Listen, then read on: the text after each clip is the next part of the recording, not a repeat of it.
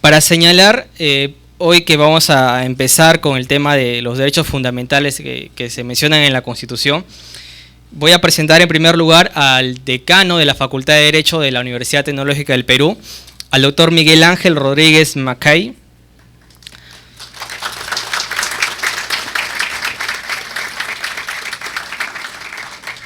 Bueno, para ser breve en su hoja de vida, porque la verdad es bastante extensa, hay que resaltar algunos puntos.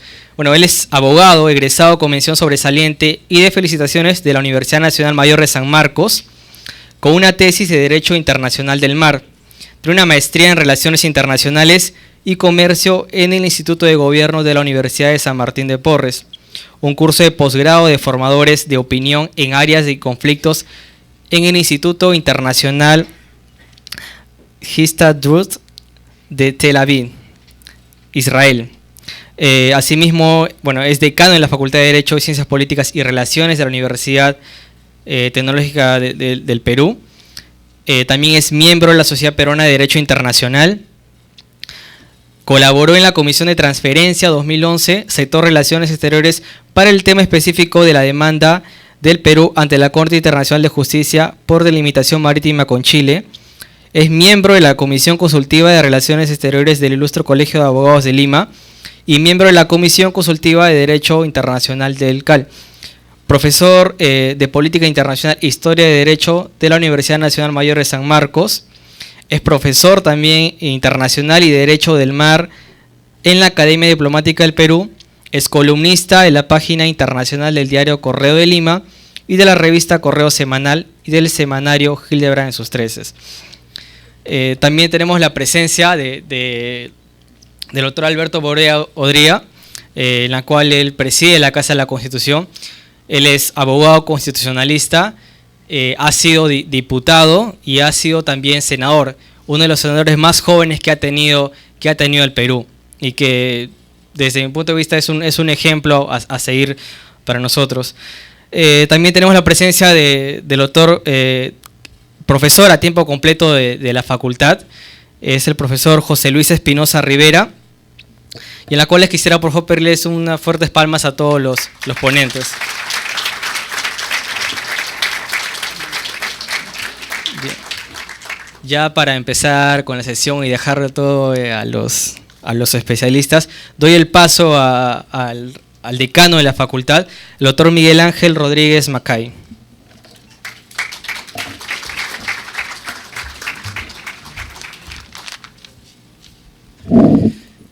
Muchas gracias, muy buenas noches. Doctor Alberto Borea Odría, reconocido jurista nacional, político, hombre del derecho, hombre de la ciencia política de nuestro país.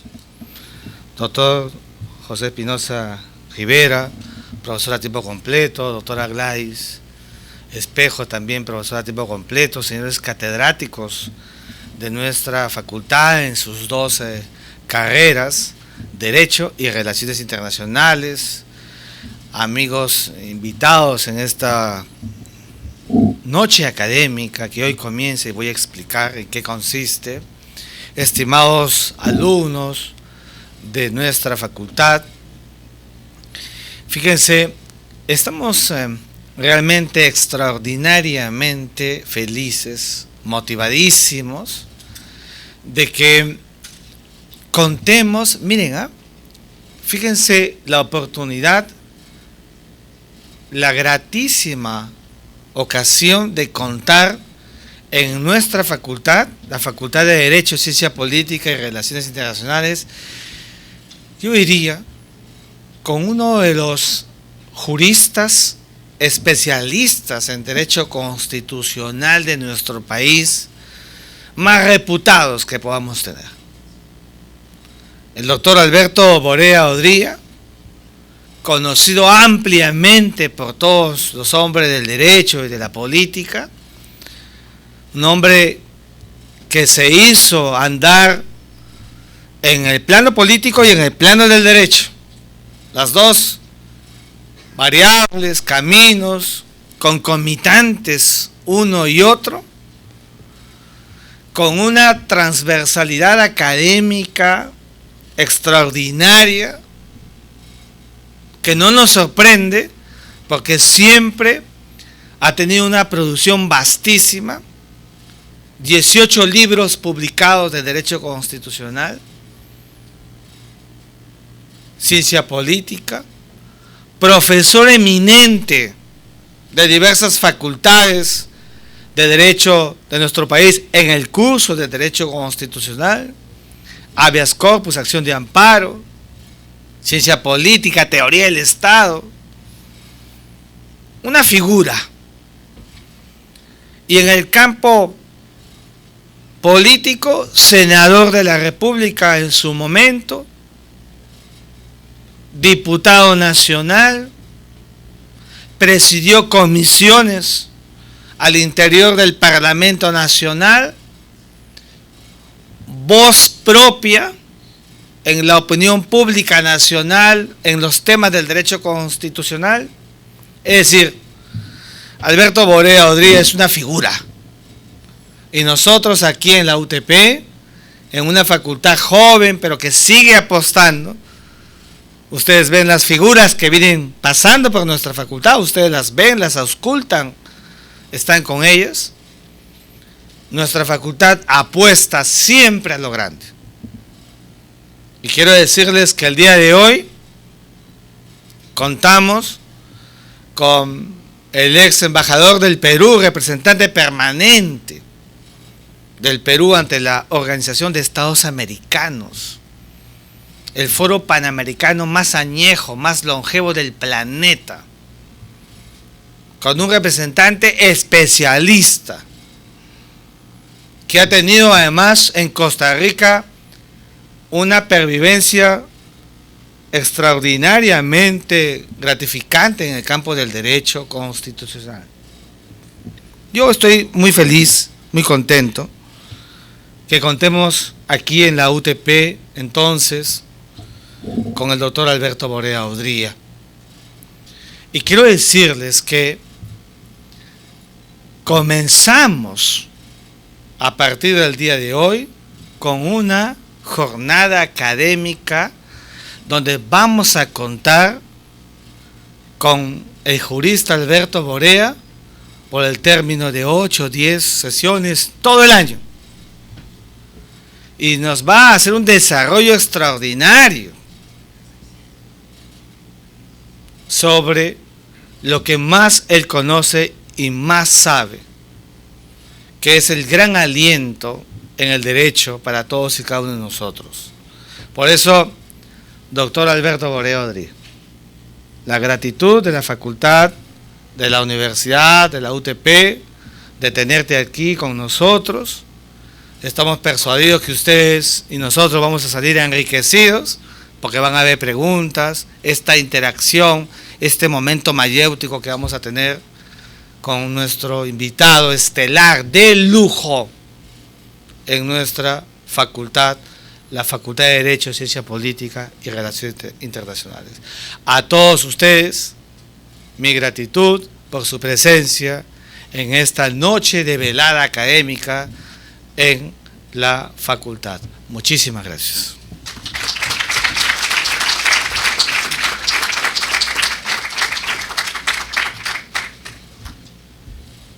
Tengo que bajar esto. Bien, ahora sí vamos a empezar ya con la sesión y doy el pase al doctor Alberto Borea Odría para empezar con el tema de los derechos fundamentales.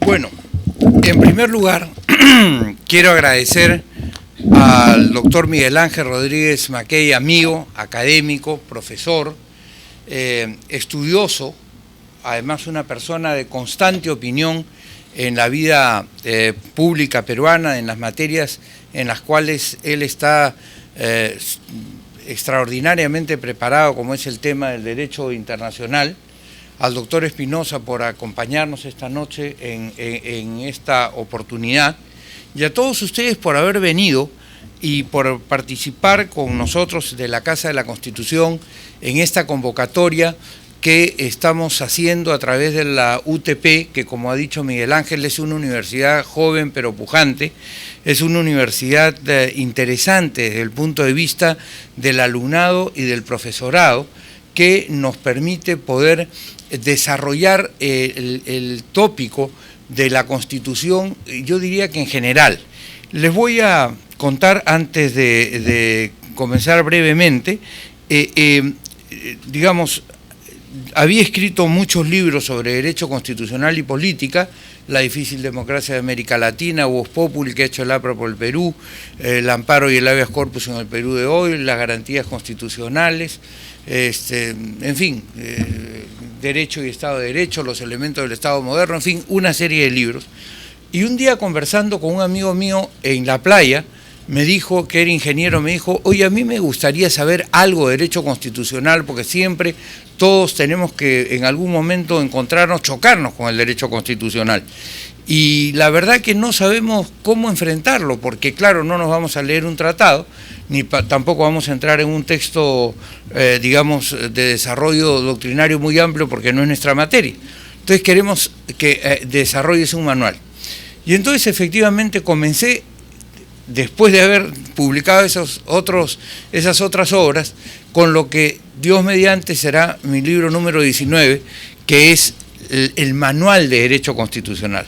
Normalmente se comienza por el manual y se termina con el tratado. Yo comencé al revés, comencé con el tratado, hice los dos primeros tomos de mi tratado porque en su momento me di cuenta que en el Perú tampoco había un tratado, es decir, no había un tratado de derecho constitucional. Las dos obras importantes de derecho constitucional con las cuales yo aprendí derecho constitucional fueron la obra de Raúl Ferrero Rebagliati, el padre de los Ferrero que ustedes conocen ahora, y la obra de José Pareja Pasoldán, que también era profesor de la Universidad Católica y también diplomático, don Pepe Pareja, ¿no es así? Y adicionalmente había una obra también de un profesor importante de la Universidad de San Marcos, don Darío Herrera Polsen.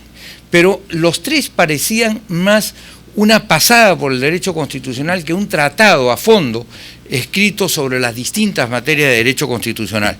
Entonces comencé con un libro, con el primer tomo, que se llamaba Los elementos del Estado moderno, donde trato los temas de pueblo, poder, territorio, soberanía, en fin, que son las bases sobre las cuales podemos empezar a hablar de derecho, porque el derecho se aplica en una realidad y esa realidad está delimitada, cada vez delimitada de manera más difusa con el derecho internacional, pero antes bastante delimitada por el tema de las fronteras.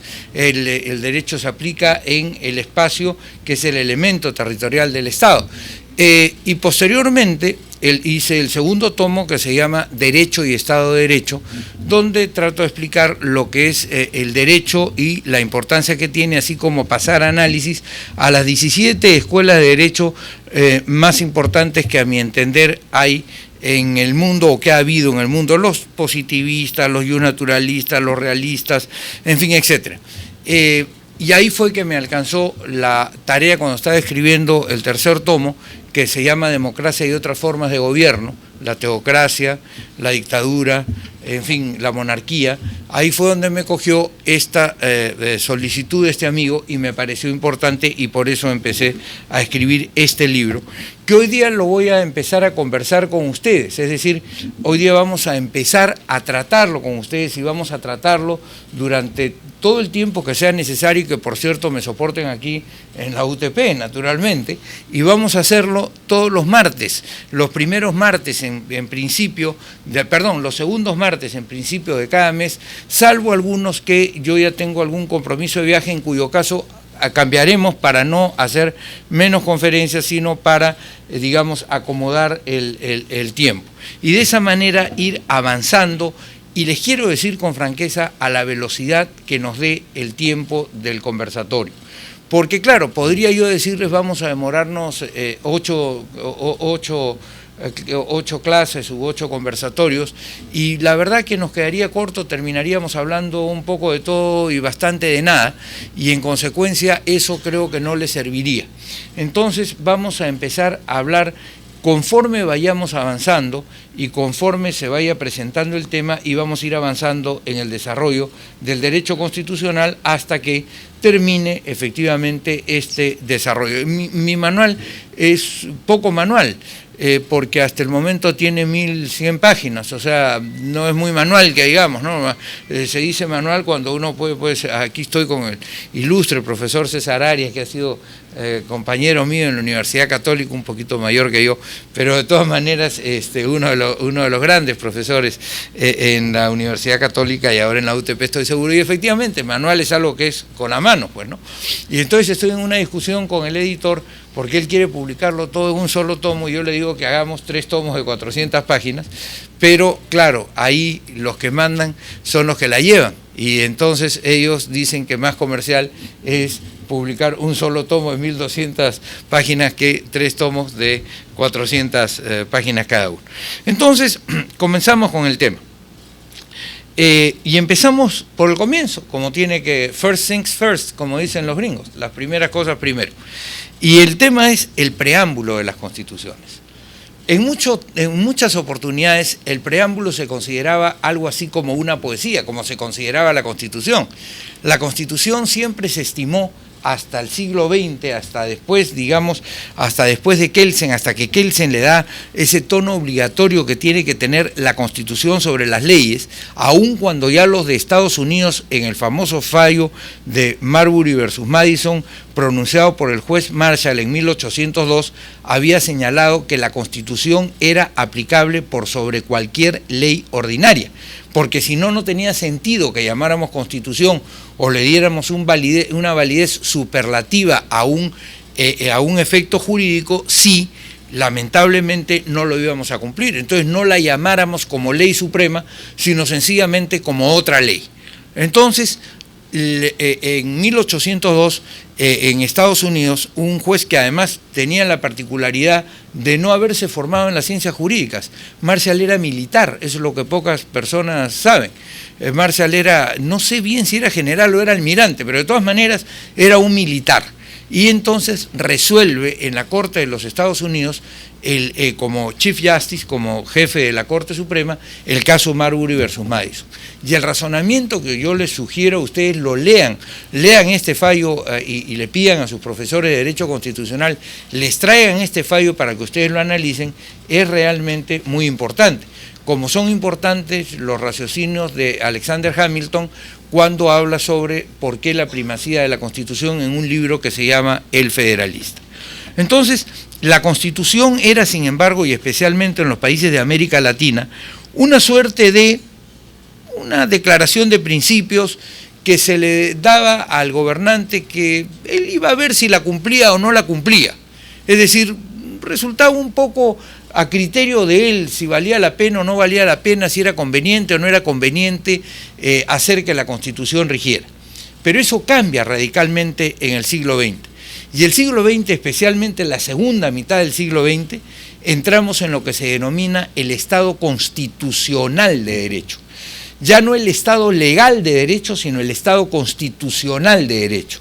Y esto es muy importante, porque en la Constitución, cuando se hace una Constitución en democracia, que solamente la puede hacer en democracia y la debe hacer en democracia el pueblo y los representantes del pueblo, por eso yo sostengo que el texto que perpetró Fujimori en 1993 no es una Constitución, es un texto hecho para embadurnar o para barnizar a su sistema de constitucional, pero que en el fondo no es una constitución. No es este el tema de la conferencia hoy día y por lo tanto no me voy a detener en él, pero cuando ustedes analicen lo que es una constitución, se darán cuenta que una constitución, como toda definición de tipo científico o como toda palabra que tiene o que pretende tener un contenido científico, tiene una determinación clara, es decir, esto de acá es un vaso, y si yo le digo que esto es un estuche de lentes, ustedes me dirán, no, esto no es un estuche de lentes, esto es un vaso.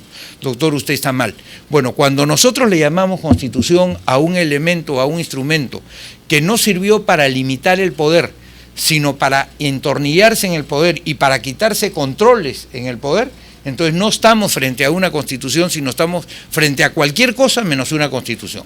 Entonces, hecha esa transgresión, lo importante es que las constituciones tienen que hacerlas fundamentalmente los pueblos, y los pueblos ya sea porque designan a un conjunto o porque convienen con sus gobernantes que se designe a un conjunto de personas especializadas en la materia para que preparen un proyecto que a su vez se somete al referéndum para que el pueblo decida sobre ese referéndum, o ya sea porque se escoge o ya sea porque se elige a una asamblea constituyente o a un congreso, a un grupo de personas que se van a reunir con el fin, con la tarea efectivamente de pensar en el tema constitucional, de resolver el tema constitucional. Es distinto sentarse a discutir los temas de coyuntura que sentarse a discutir los temas de largo aliento.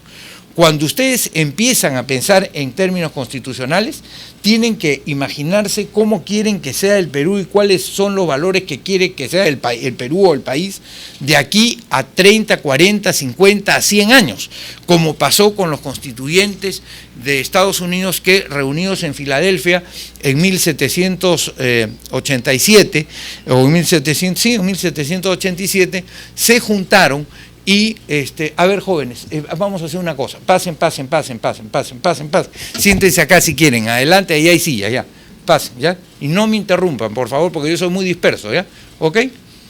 Lo mismo les voy a pedir una cosa, cuando yo he entrado, yo estoy seguro que todos ustedes tienen celulares, ¿no es verdad? ¿Todos tienen? Yo también tengo, por si acaso, pero lo que he hecho antes de entrar a hablar aquí con ustedes, por respeto a ustedes, es que lo he apagado.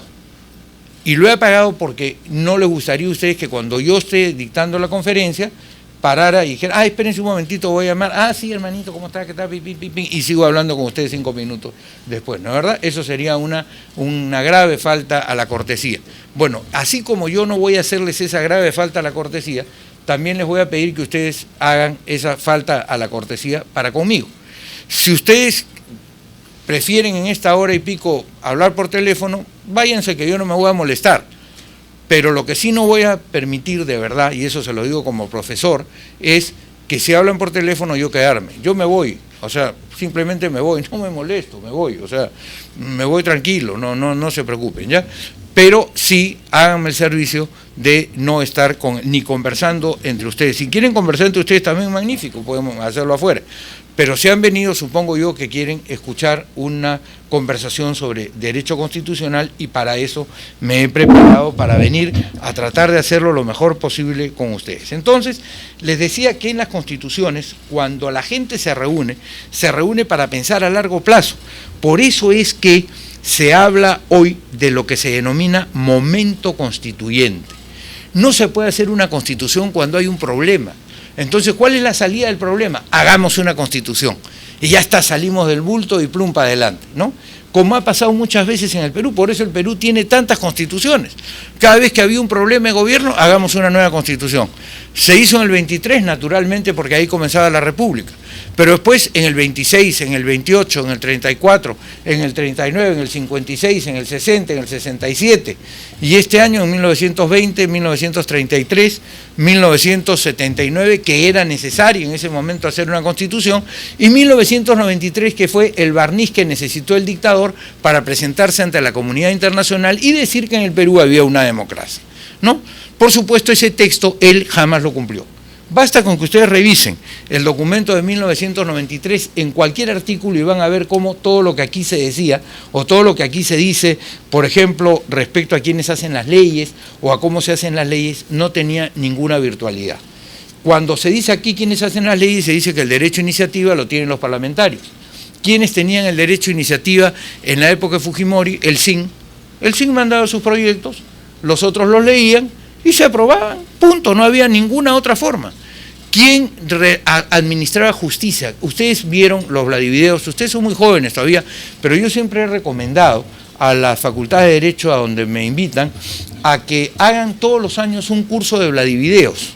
Es decir, hagan 2 clases en las cuales pasen en la televisión lo que son los Vladivideos, lo que fue esa época asiaga para el Perú. ¿Por qué? Porque ustedes se van a dar cuenta ahí cómo es que verdaderamente funcionaba el poder. El poder no tenía nada que ver con esto. El poder tenía que ver con lo que querían los que en ese momento mandaban. Y ustedes pueden ver ahí, por ejemplo, cómo los que tenían grandes juicios iban. ¿A dónde iban? Yo soy abogado, como el doctor Rodríguez Mackey, como el doctor Espinosa, como con todos los que estamos acá o vamos a hacerlo, y nosotros cuando tenemos un problema, ¿dónde vamos? Al presidente de la sala, donde los vocales les explicamos el asunto y le decimos, mire, por favor, vote por nosotros porque estas son nuestras razones, patatín, patatán y todo lo demás, ¿no? Hacemos el informe oral, tratamos de convencerlos, eso es. ¿Dónde iban los señores que tenían grandes pleitos en la época de Fujimori? ¿A la corte? No, iban al CIN, hablaban con Montesinos. Y Montesinos llamaba a los jueces supremos y les entregaba el papel y le decía, mira, firma esto porque esto es lo que le conviene al país. ¿O no era así? ¿No ven? Entonces, todo este texto no fue hecho sino para engatusar al país. Y lo engatusó. Y por eso hoy seguimos regidos, entre eso y la falta de coraje que tenemos los peruanos, para acabar con este mamarracho, es que estamos todavía reunidos en torno a este texto, que fue hecho además por gente que está presa 25 años por haber cometido todos los delitos del Código Penal. Porque ¿dónde están los autores que hicieron este texto? Están en San Jorge, están en el Fundo Barbadillo, están en la base naval, están en Castro, y nosotros seguimos obedeciéndolos como si leyéramos todas las mañanas el Padre Nuestro, como obedecemos al Sermón de la Montaña, ¿no? Más o menos la misma cosa. Eso a mí me parece indigno, pero insisto, ese no es el tema de ahora, pero sí quería dedicarle algunos minutos a esto porque es un poco el marco de referencia en el cual yo me refiero al texto de 1993.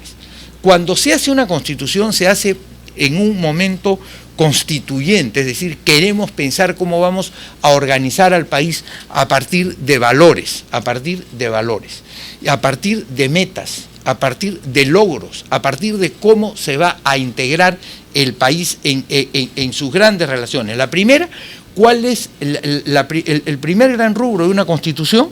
Es cuáles son las relaciones entre el Estado, entre las personas y el Estado. ¿Quién está por encima, la persona o el Estado?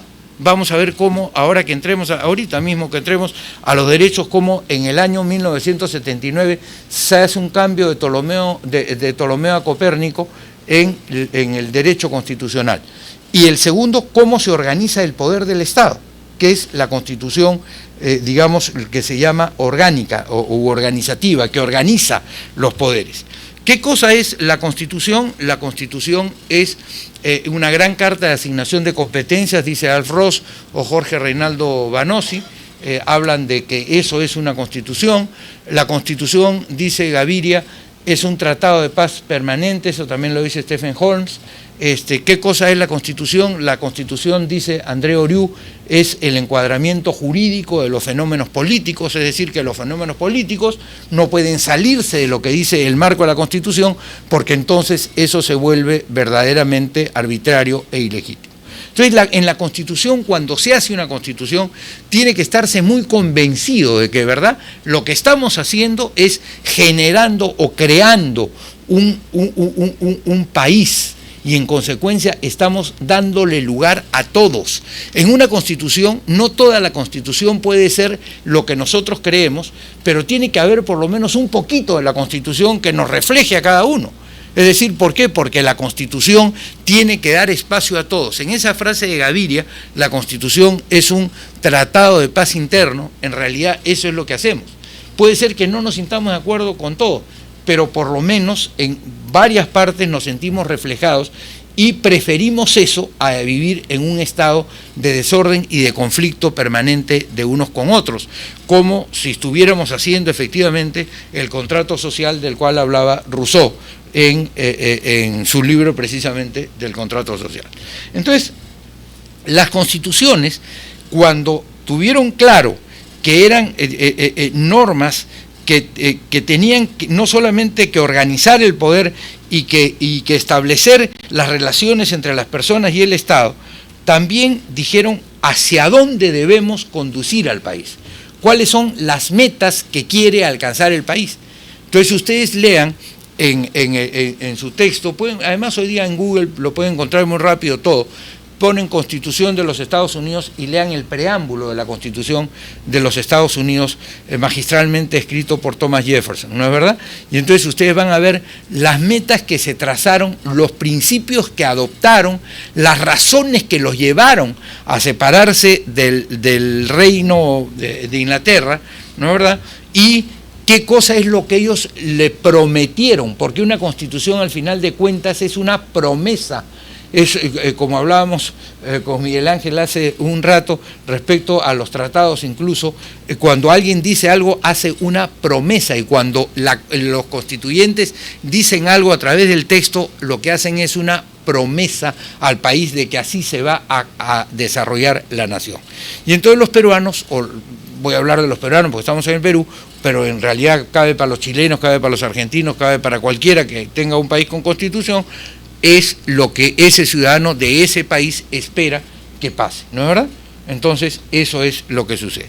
Entonces, consignamos a partir de 1979, siguiendo el ejemplo de los Estados Unidos de 1787, consignamos lo que se llama el preámbulo de la Constitución.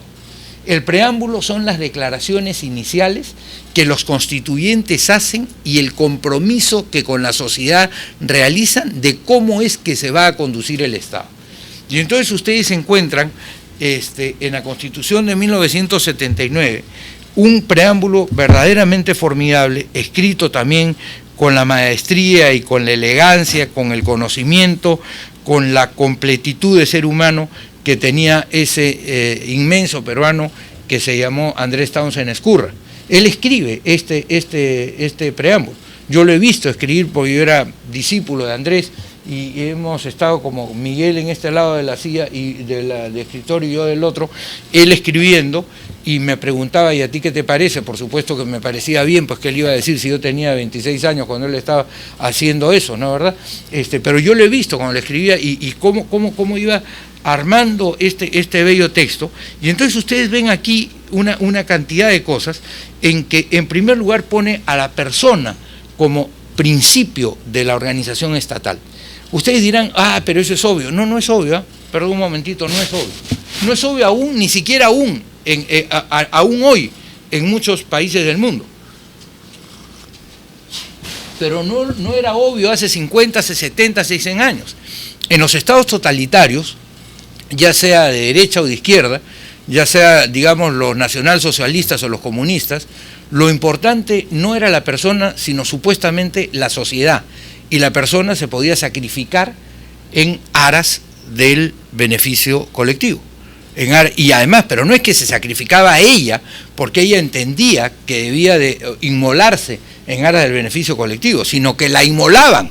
Es decir, le decían, por ejemplo, no había libertad de tránsito, lo vamos a ver cuando lleguemos al artículo sobre libertad de tránsito, entonces la gente tenía que vivir donde había nacido y había pasaportes internos, en Italia había pasaportes internos, o sea, ustedes no podían ir de Bolonia a Nápoles y que no tenían su pasaporte interno, no podían salir del campo para entrar a la ciudad si no tenían su pasaporte interno, o sea, tenían que vivir ahí, me dejo entender, el Estado por encima de la sociedad. Entonces, ¿cómo comienza Andrés su preámbulo que aprueba la constituyente? Primero dice, creyentes, primero por cierto invocando la protección de Dios y en ejercicio de la potestad soberana que el pueblo del Perú nos ha conferido, ¿no? El Perú es un pueblo mayoritariamente creyente, no necesariamente creyente en el catolicismo. Yo soy católico y creyente en el Dios tal como me lo enseña la Iglesia Católica y que es la religión mayoritaria del Perú, pero es un país creyente, como las otras religiones cristianas o como otras confesiones que existen y que creen en un ser trascendente que le da orden al universo o lo que fuere. O también pueden ser un grupo ateo, pero digamos la gran mayoría de nosotros es creyente. Y dice, creyentes en la primacía de la persona humana y en que todos los hombres iguales en dignidad tienen derechos de validez universal anteriores y superiores al Estado. Fíjense ustedes qué interesante esta declaración, porque ya el Estado no pasa a ser el dueño de la persona, y ya no la persona está al servicio del Estado, sino que el Estado está al servicio de la persona. Y en consecuencia los derechos que nosotros vamos a desarrollar están por encima del Estado, y el Estado no puede prescindir de ellos. El Estado no puede cegar mi vida porque nos parece que es mejor, porque a mí me parece que no, pues mi vida es más importante que todo, para mí es el fin. Por eso la persona es el fin supremo de la sociedad y del Estado, dice el artículo primero. Habla de la importancia de la familia, de que el trabajo es deber y derecho de todos los hombres y representa la base del bienestar nacional, y que la justicia es valor primario de la vida en la comunidad, y que el ordenamiento social se cimenta en el bien común y en la solidaridad humana. Y luego hace una declaración formidable, dice, decididos a promover la creación de una sociedad justa, libre y culta, sin explotados ni explotadores, exenta de toda discriminación por razones de sexo, raza, credo o condición social, y fíjense esto, donde la economía esté al servicio del hombre y no el hombre al servicio de la economía. Es decir, donde rechaza el capitalismo salvaje por una parte y rechaza también el comunismo opresor por la otra parte. Es decir, lo que después Giddens desarrolla como la tercera vía y todos empiezan a hablar de ese tema, eso viene establecido en el preámbulo de la Constitución. Entonces, muy bien, y ustedes me dirán, ¿y el preámbulo de la Constitución, que está en el frontis del documento jurídico más importante del país, para qué sirve? Bueno, el preámbulo sirve para todo, porque un preámbulo en una Constitución le da sentido a todas las normas jurídicas. Es decir, los preámbulos lo que hacen es explicitan los valores y los principios. Y como lo dice Pedro Serna, por ejemplo, en un famoso libro que escribe precisamente sobre los distintos tipos de normas, principios, valores y normas o leyes, dice, los principios y los valores están por encima y orientan. La norma no puede ir en contra de los principios y los valores que han sido aprobados o que son parte de esa sociedad, porque entonces se está violando el código que está escrito más allá o que está inscrito más que escrito más allá de la gente, ¿no es verdad? Entonces, cuando ustedes tienen una causa, cuando ustedes son abogados y van a tener una causa y ven una causa en donde ustedes ven una situación de profunda injusticia, remítanse siempre al preámbulo, y en el preámbulo van a encontrar la respuesta de por qué esa norma no puede ser aplicada. Porque una norma que establezca que se puede matar a todas las personas que tienen sarampión, porque el sarampión cuesta mucho curarlo y es altamente contagioso, y que le conviene al Estado no gastar plata en combatir esa plaga, sino de una vez en eliminar a todas las personas que tienen sarampión, puede ser muy utilitario desde el punto de vista de los recursos económicos. Puede ser que efectivamente ahorremos muchísimo dinero en vez de hacer esos tratamientos, pero eso viola el principio fundamental de la primacía de la persona que está establecida desde el preámbulo, fíjense ustedes. Entonces, siempre ustedes, cuando tengan un problema jurídico serio, y estamos hablando entre abogados o con gente que quiere ser abogado, tiene que referirse, tiene que, digamos, meterse dentro de este cuerpo que se llama el preámbulo de la Constitución. Y es algo que tiene vigencia desde el punto de vista valorativo. Hubo una discusión muy interesante hace unos años que resolvió el Tribunal Constitucional respecto a la famosa franja electoral. Ustedes saben la famosa franja electoral qué cosa es, ¿no es verdad? O sea, es el espacio que le dan a los partidos antes de las elecciones para que puedan, dicen que pasar sus mensajes. En realidad, tal como está planteado hoy día, eso es una farsa, es una broma, es un chiste, eso no es ninguna franja electoral. Una franja electoral tendría que ser algo que permita a los políticos participar en el debate y a la gente entender lo que dicen y no solamente un eslogan de vota por mí porque soy más simpático o por lo que fuere, ¿no es verdad? De 15 segundos. Pero en fin, incluso esos 15 segundos o esos 30 segundos que se le asignaban como digamos, obligatorio a los canales para que fuesen pasados en los periodos eleccionarios, la Asociación de Radio y Televisión decidió impugnarlos por inconstitucionales porque decían que eran confiscatorios y porque los obligaban a pasar determinados contenidos que ellos no querían pasar. El Tribunal Constitucional, para resolver ese caso, se refiere, por cierto, a las normas de la Constitución, pero se refiere al preámbulo. Y habla que en el preámbulo A, B, C, D y F. Es decir, esto viene un mandato que viene más allá de la norma concreta. Entonces, este es un tema central que yo quería señalar respecto a lo que es el preámbulo de la Constitución. Es lo que le da sentido a toda la norma, lo que hace entender la norma. La aplicación de una norma, en una Constitución puede haber muchas veces normas que son contrapuestas, por eso se hablan de la inconstitucionalidad de ciertas normas constitucionales, porque hay una norma que puede oponerse a otra parte de la Constitución y entonces ahí viene lo que se llama la ponderación y el balance. Pero esa ponderación y balance, ¿cuál es el instrumento fundamental para resolverlo? El preámbulo de la Constitución. Ahí donde se asientan los valores, ahí ese es el tema central. Y ustedes pueden, por supuesto, y deben, yo diría, para que se den ustedes cuenta clara de la diferencia entre una cosa y otra, después de que leen hoy en la noche o mañana en su Google, ponen Constituciones del Perú, ponen Constitución de 1979 y va a salir la Constitución del 79, leen el preámbulo, que es, digamos, les he leído algunos párrafos. Y luego leen el preámbulo de la denominada Constitución del 93. Acá está, son 4 líneas, ¿ya? ¿Ok? Entonces se van a dar ustedes cuenta cómo ni siquiera tenían una idea de lo que era el Perú. No, en realidad la única idea era cómo me quedo en el poder todo el tiempo que puedo, como dijo Manuel Moreira cuando estaba en ese Congreso Constituyente y dijo: he cometido un gran error en venir acá porque nunca debí de venir. Esto es una farsa, porque en este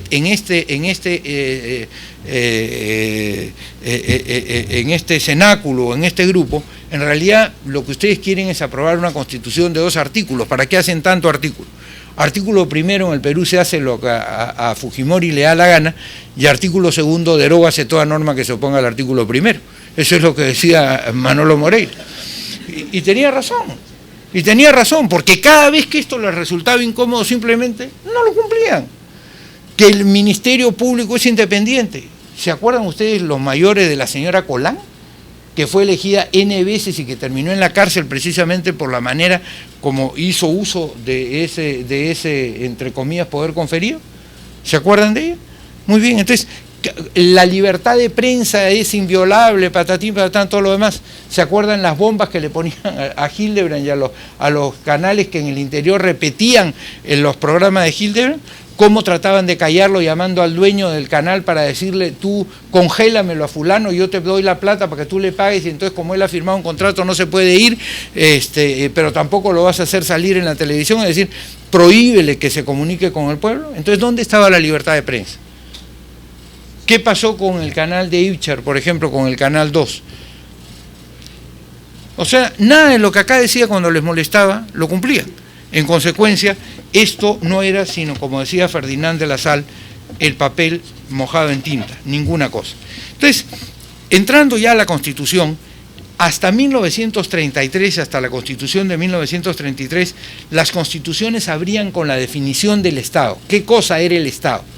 Y cómo se organizaba el Estado, y que el Estado para acá, y que la bandera, el escudo, y todo lo demás.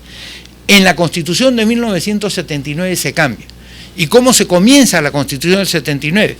Con el artículo primero que señala: la persona es el fin supremo de la sociedad y del Estado, todos tienen la obligación de respetarla y protegerla. Fíjense ustedes, mientras antes el Estado era el fin supremo por el cual se hacía la Constitución, hoy día la persona es el fin supremo. Y en consecuencia el Estado está al servicio de la persona. ¿Qué efecto práctico tiene esto?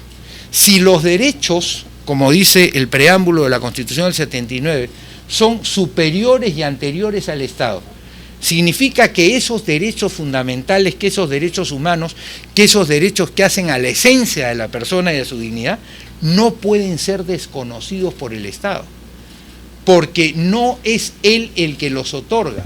Fíjense ustedes, el Estado reconoce, como vamos a ver en el artículo segundo, los siguientes derechos.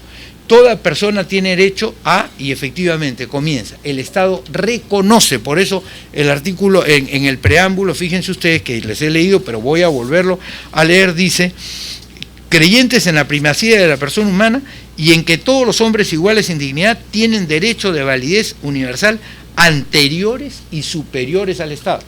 ¿Qué quiere decir? Si son anteriores, quiere decir que el Estado no los ha concedido, que la persona los trae per se desde el momento que nace. Y en segundo lugar, si son superiores, quiere decir que el Estado, con cualquier disposición, no puede desconocerlos. En consecuencia, si yo no otorgo un derecho, yo no puedo quitar ese derecho. Uno puede quitar lo que otorga, uno puede quitar lo que da, pero uno no puede quitar lo que no da, sino lo que solamente reconoce. Y ese es el gran cambio de la Constitución de 1979 en la historia de las constituciones del Perú. Tanto así que en el texto del 93, que por cierto es 80% copiado, 80%, fíjense lo que les estoy diciendo, de la Constitución del 79. En realidad lo del 93 fue un maquillaje que trató de cambiar 3 capítulos esencialmente. Derechos laborales, para que los trabajadores no pudieran reclamarlos. Segundo, el tema económico, el sistema económico, para que solamente hubiera la posibilidad del sistema neoliberal económico. Y tercero, la liberación del presidente de todos los controles políticos que tenía en la Constitución de 1979, ¿no? Hay que acabar con el Senado, hay que resolver que los embajadores los nombra él como quiere sin necesidad de que pasen por la ratificación, hay que establecer que la Fuerza Armada él decide quién va y quién entra, él hace los tratados, es decir, le quita una cantidad de atribuciones que tenía antes el Congreso de la República, se libera de esos controles. Y por supuesto, la reelección, que algunos dicen que en realidad bastaba con haber cambiado ese artículo y él daba por hecho que ya había habido un gran cambio constitucional, porque él quiso reelegirse permanentemente, ¿no? Entonces, ese fue el tema. Pero entonces, la Constitución del 93, entre comillas, dice también: la defensa de la persona humana y el respeto de su dignidad son el fin supremo de la sociedad y del Estado. O sea, repite el concepto de la Constitución de 1979. En este sentido, es importante entonces señalar esta superioridad del ser humano. Y en consecuencia, en base a ese prisma, empezamos a desarrollar lo que son los derechos de la persona. Los derechos de la persona son de varias generaciones. La primera generación es la generación de los derechos estrictamente individuales: el derecho a la libertad individual, el derecho, a la libertad de opinión, el derecho a la salud, a la integridad física, en fin, esos son los derechos individuales, que son aquellos derechos en los cuales el Estado, para cumplirlos, no tiene que hacer sino cuidarlos, no tiene que desarrollar ninguna otra tarea que no sea las estructuras propias de cuidar lo que les cuestan. Vamos a ver después lo que dice Ferraioli respecto a los derechos sociales que hoy día son tan discutidos. Después vienen los derechos de relación. Los derechos de relación son aquellos en los cuales el hombre, por ser un ente gregario, entra en vinculación con los demás. El derecho de asociación, el derecho de libertad de prensa. ¿Por qué? Porque el derecho de expresión es: yo no hablo solo, pues, o sea, no se trata de que me pare en el desierto y me ponga a dictar un discurso. Cuando yo hablo es para que alguien me escuche, y cuando otro habla es para que los otros lo escuchemos. Entonces, ese derecho de expresión es lo que se denomina un derecho de relación. Hay los derechos patrimoniales, con los cuales el hombre entra en relación con las cosas. Estos tres derechos nacen casi con vamos a decir, con las revoluciones del siglo XVIII y XIX, nacen. Y después viene, en el siglo XX, a comienzos del siglo XX, los derechos sociales, porque se dio cuenta el mundo que no era suficiente con los derechos que habían sido aprobados en el siglo XIX, sino que esos no resolvían el tema de la igualdad, que es tan importante como el tema de la libertad. Es más, algunos autores, muchos autores dicen que el germen de todas las revoluciones no es la falta de libertad, sino la falta de igualdad. O sea, cuando alguien ve que uno está muy por encima del otro, aunque éste tenga un poco más de lo que tenía hace poco, ve esta distancia y entonces se rebela contra eso y dice, no, ¿por qué? Entonces, ahí es donde comienza ese germen de desinstitucionalización. Entonces, ahí tenemos nosotros digamos, los derechos sociales, que tratan de igualar a las personas o de darle a las personas un mínimo a partir del cual se puedan desarrollar. Es decir, el derecho a la educación. ¿Qué cosa es el derecho a la educación? El derecho a que todos por lo menos sepan leer y escribir, sepan sumar, sepan restar, sepan dividir, conozcan los límites de su país, hablen bien la lengua que hablan, en fin, etc. Es decir, el derecho a la educación. Pero junto con ese derecho, el derecho a la salud, que no siempre se lo puede proveer la gente con el salario que gana o con el no salario que gana o con el salario que no gana porque está desempleado. Entonces tiene que haber un derecho a la salud que brinda el Estado y que el Estado tiene que gastar y que ese gasto ha sido, digamos, satanizado el día de hoy, primero por el texto del 93, vamos a verlo cuando veamos eso, y luego por los columnistas neoliberales que creen que cada vez que se habla de gastos del Estado, en realidad estamos casi haciendo una suerte de insulto o de sacrilegio, ¿no es verdad? Entonces, eso es verdaderamente inaceptable. Luigi Ferrajoli, que es uno de los grandes profesores italianos del derecho constitucional, habla sobre esta materia y yo les voy a leer un par de citas de este libro muy interesante que se llama De los derechos y de las garantías, de Ferrajoli, ante una pregunta que le hace otro profesor que se llama Giorgio Pino, y dice: en efecto, dice, se parla a menudo de los derechos sociales y de los estados sociales como si fuesen un lujo que no nos podríamos permitir más. ¿Qué cosa piensa del problema del costo de los derechos, por usar el título de Stephen Holmes y Cass Sunstein publicado por la editorial El Mulino? Y entonces dice: obviamente los derechos sociales cuestan, así como cuestan el resto también, y los derechos de la libertad y los derechos patrimoniales, cuya garantía requieren los gastos para la policía, el orden público, los registros catastrales, los tribunales, etc. Pero el Estado no es una sociedad con pero dice, el Estado no es una sociedad con fin de lucro.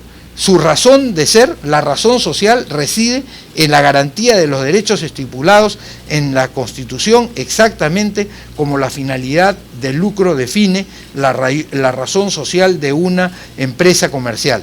La garantía de los derechos sociales es, por tanto, antes que nada, una obligación constitucional del Estado sobre sí mismo. Es decir, esta tesis de que los derechos sociales son deleznables, han causado la rémora del desarrollo, eso es mentira, y lo vuelve a decir más adelante en otra cita que también es importante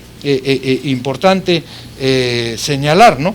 Se piensa a menudo, dice, que la sociedad occidental primero se enriquece y después podemos permitirnos como un lujo la instrucción, la sanidad y las pensiones a los jubilados, y que los gastos sociales sean hasta ese momento un lujo que solo los países ricos pueden permitirse y que se puedan reducir cada vez que arriba una crisis o que llega una crisis. Estoy traduciendo del italiano, ¿no es verdad? Entonces, ahí cada vez que hay una crisis, ¿qué es lo primero que dicen? Hay que reducir los costos sociales.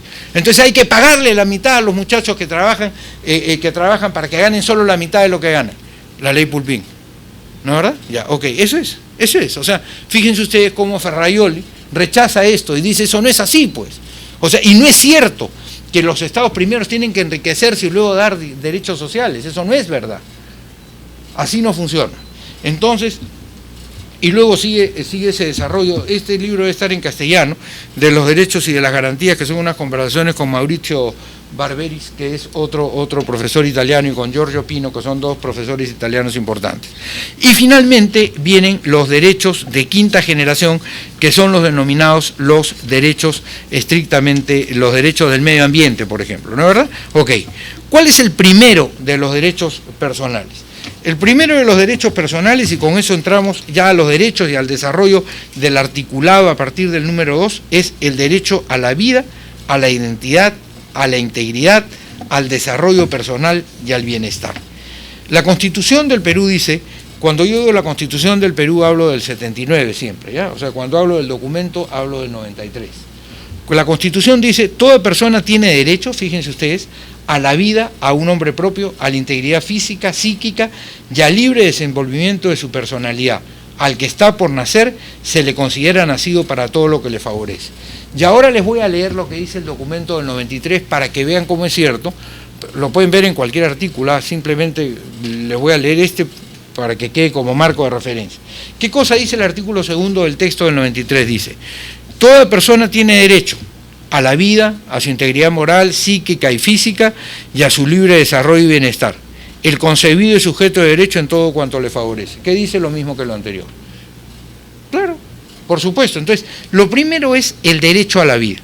Y en el derecho a la vida siempre hemos discutido, por ejemplo, si el derecho a la vida, si la pena de muerte es una pena que es posible de ser impuesta en el Perú. El Pacto de San José de Costa Rica, que es abolicionista, y que el Pacto de San José es abolicionista y que establece que el derecho a la vida no se lo puede quitar nadie a una persona, establece que aquellas sociedades que dejaron de aplicar la pena de muerte no pueden volverla a aplicar. O sea, es imposible que si, por ejemplo, el Perú impidió la pena de muerte para un delito, vamos a decir, secuestro, pueda volverse a aplicar, o para un homicidio calificado pueda volverse a aplicar. La pena de muerte solo puede aplicarse de acuerdo a la Constitución 79 en caso de traición a la patria dada una guerra exterior, y fuera de eso no puede aplicarse. En el texto del 93 se cambió el asunto y se puso que también se podía aplicar para terrorismo. ¿Tú recuerdas, Miguel Ángel? Sin embargo, digamos, nunca fue aplicado porque cada vez que este tema fue traído a discusión en la Corte recordó que el Perú tenía el compromiso de la defensa de la vida como un derecho. Fíjense ustedes cómo, incluso frente a una norma constitucional, una norma supraconstitucional como es la Convención, obliga y hace retroceder al Estado. Y señala, tú no puedes, a pesar de que lo has consignado en tu, comillas, Constitución, no puedes aplicar esto porque la vida de las personas no te pertenece. O sea, tú no puedes cegarle la vida a nadie. Y el hecho de los errores judiciales que hoy día hay, pues, que se descubren por cientos por el adelanto de la ciencia. Hoy día con una muestra de sangre de ADN ustedes se dan cuenta si fulano fue o no fue, y muchas veces no fue.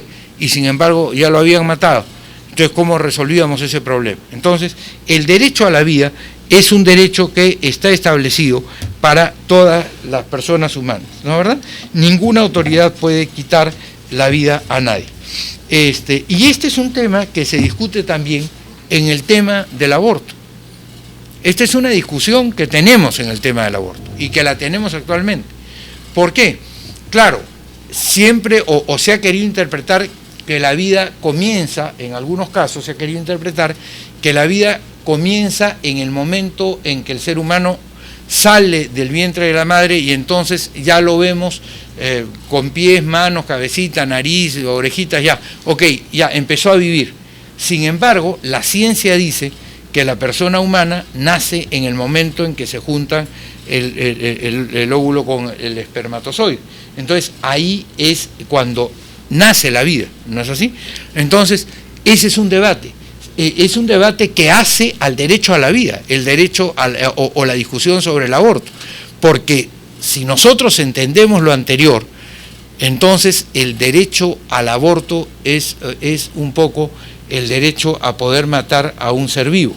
Entonces, esa es una discusión, y es una discusión rica, por cierto, porque, claro, ya está superado, o por lo menos está en vías de superación, incluso entre los propios sectores religiosos, que si la madre está en peligro de muerte por razón del nacimiento del bebé, entonces se puede preferir a la vida de la madre por sobre la vida del hijo, sobre todo cuando la madre pues tiene otros niños que cuidar, etcétera, etcétera, ¿no es verdad?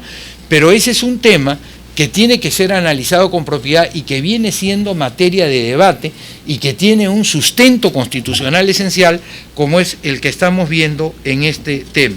Yo naturalmente, además como católico, pienso que, yo no creo en el derecho al aborto, salvo que sea pues un aborto verdaderamente terapéutico en razón de un tema de esta naturaleza, pero no discuto que no deja de ser difícil entender, por ejemplo, en el caso de una violación en donde se ha juntado un espermatozoide y un óvulo, no por cariño, no por amor, no por deseo, sino por fuerza, por violencia contra el pensamiento del ser humano, contra la capacidad de pensar a un ser a futuro, porque al final de cuentas, cuando yo me junto con una mujer a la que quiero, lo que estoy pensando es: quiero tener un hijo, o puede venir un hijo, y si viene un hijo, bienvenido, magnífico, encantado, qué bien, ¿no es verdad?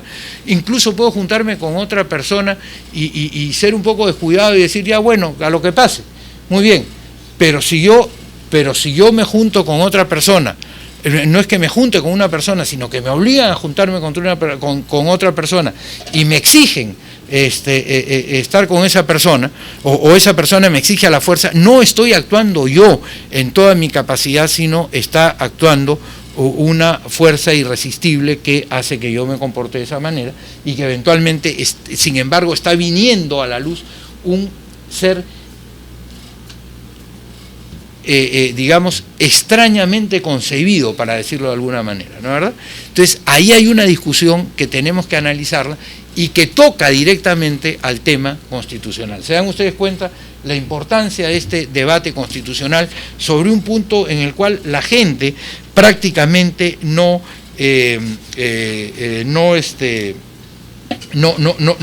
presta atención sobre este tema?